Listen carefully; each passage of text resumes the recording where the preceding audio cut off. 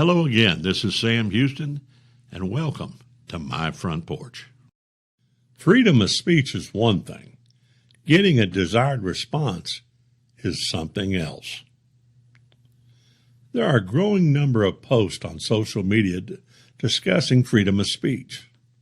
While many strongly advocate free speech, there's an alarming trend of people who advocate to limit the subject matter of free speech.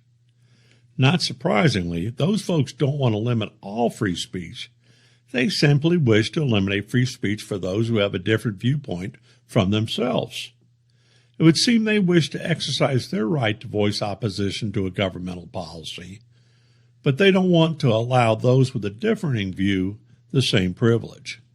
An interesting conundrum indeed.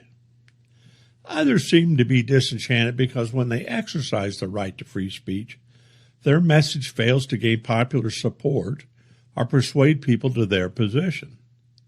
These folks seem to be very frustrated and angry and are becoming more vocal and aggressive. For them, free speech is not the issue. They're upset because they can't sell their message. It's this group I address. Free speech ensures that a citizen has a right to speak out against the government. There's an increasing number of people who want to be heard. This is how it should be. Citizens expressing their opinions and their opposition to our government. Such expression is not only our right, but it's our responsibility. From my youth, I remember the social unrest associated with the Vietnam War and how the government sought to curtail views in opposition to American involvement.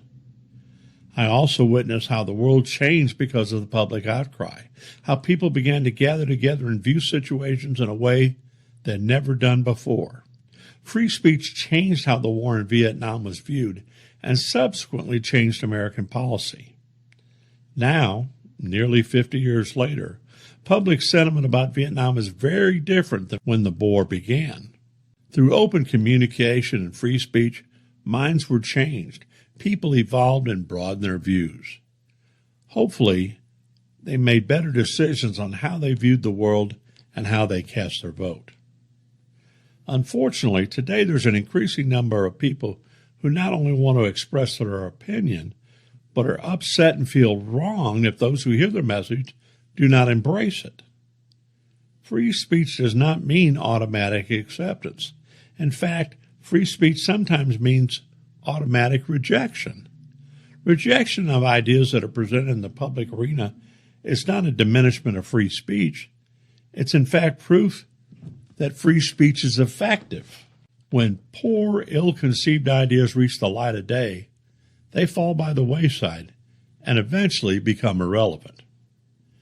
Exercising the right of free speech does not mean that people have to agree with you.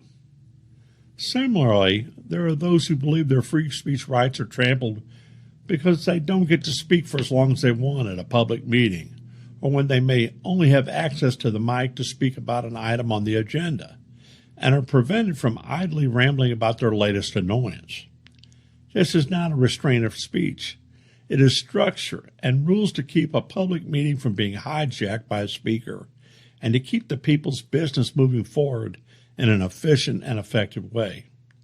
Reasonable rules intended to structure public meetings and to efficiently govern is not eliminating free speech. It's the government operating within rules and procedures to govern efficiently. If all views are held to the same rules, no one should be offended.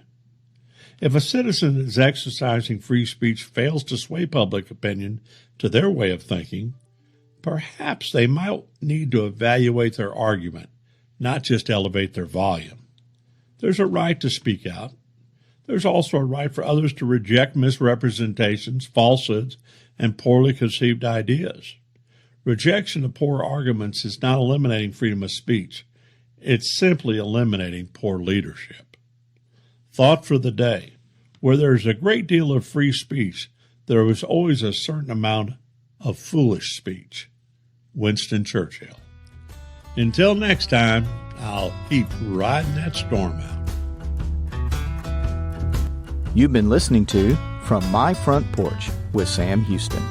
Brought to you by the Granbury Theater Company.